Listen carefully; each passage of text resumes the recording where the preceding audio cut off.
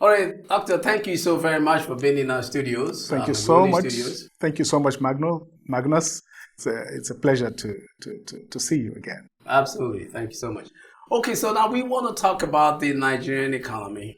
Yes. As you know, just recently, the National Bureau of Statistics published their second quarter GDP report. And it appears the economy is in a slow lane. Yes. So it appears where there are some real constraints, to economic growth. So what is the problem? You're somebody, you look at the economy, you've been around some time. What is wrong with why are we in this slow growth lane? Well, yes. I mean, you're very right. I mean, Doctor, the NBS National Bureau of Statistics has recently reported in their quarterly report that GDP growth for Q2 is now about 2.10%. It's actually 1.94%. Okay. Instead of in Q1, which was 2.10%. That's correct. So there is some slowdown there. Yeah. It is due to several factors. Okay. First of all, lower oil prices.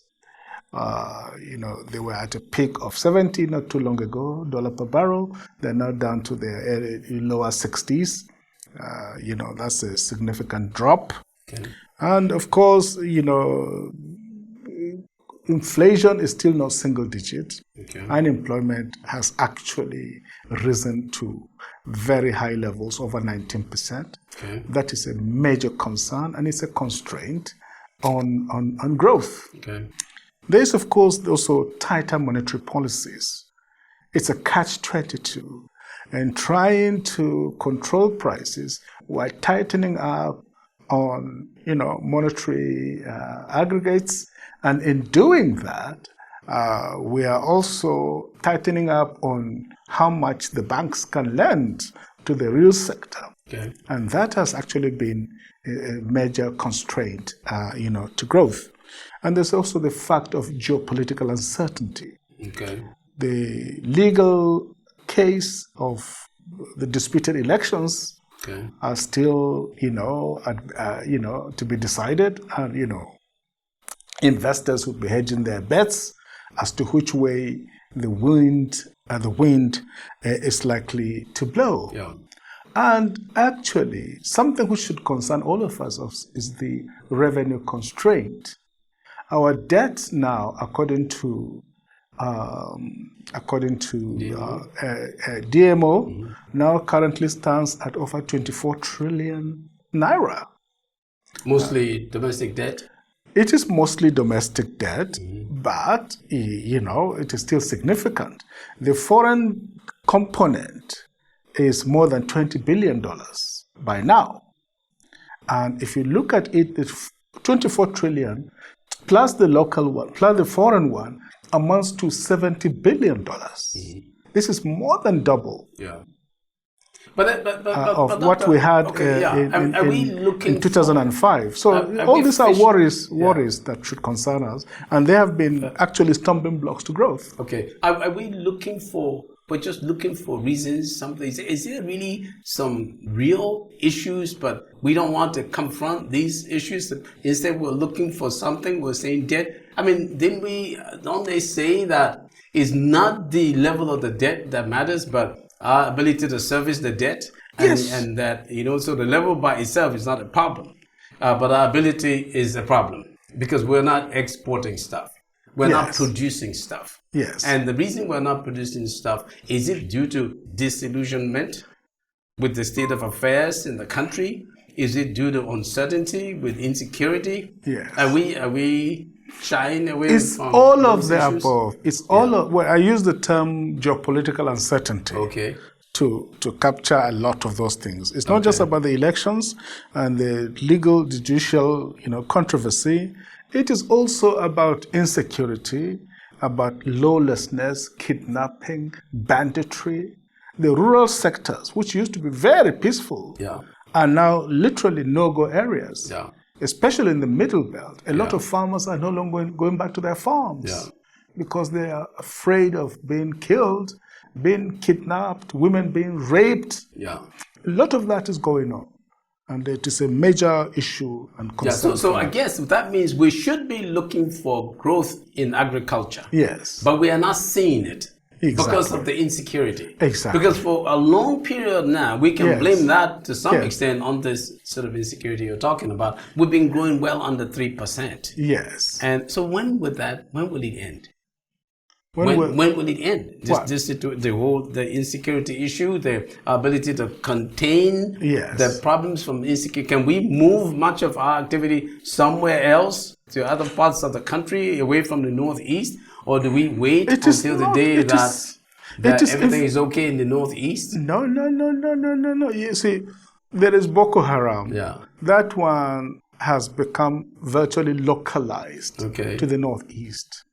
But there's a more deadly group than even Boko Haram. Okay. And that's the herdsmen militias. Okay. They are now spread literally all over the country. They used to be localized to the middle belt and some parts of the north, but they have become now widespread throughout the country. Okay. They are mounting their wares on the highways. They are kidnapping people. They are committing mayhem. They are killing people. And it is leading to a high level of insecurity. Okay. Just this road near us here, Kaduna, the Abuja-Kaduna road, yes. Most people would think twice before taking, unless you absolutely must, yes. You don't even go on that road anymore. I hear even generals are, struggling to get on the train. They're scared of going by road from Abuja to Kaduna. So, you can say it happens in a lot of other routes, that people, there's a slowdown in economic activity because people are scared because of the insecurity in the country. And which is even worse, there's a kind of collective malaise that is spreading its evil wings across the country. A sense of hopelessness. A sense that we don't have a collective purpose as a country. Yeah. There's no vision and there's no leadership. We're like groping in the dark. And that is very, very bad, because even people with capital are saying, well, I don't know what will happen tomorrow, so I better hold back and wait and see. And the next person is saying the same thing, and before you know it, the whole investment climate in the country is undermined. And really, this is where we are. How do we fall into recession when it happened in 2016? What caused that? Well, it was just because the reason I'm driving at something here. Yes. We got into recession. We tepidly came out. And we have stayed at a plateau. Yes. We are not growing. Yes. So is it the thing that causes us to get into recession that is represses? Is it mainly this insecurity issue? Is it lack of activity? Because if I go back and look, even to early 2015, we still see slow growth in agriculture. The agriculture that provides about 23% of GDP. Yes. And I'm just thinking that and if that we can grow that, accounts for 70% of the activity of employment of employment. Absolutely. Yeah. So I'm just saying that if we can grow that, which we never grew that before, even before the insecurity became exacerbated. Yes. If we can't grow that, then it seems to me that the reason is because we are not growing the factors of production in agriculture.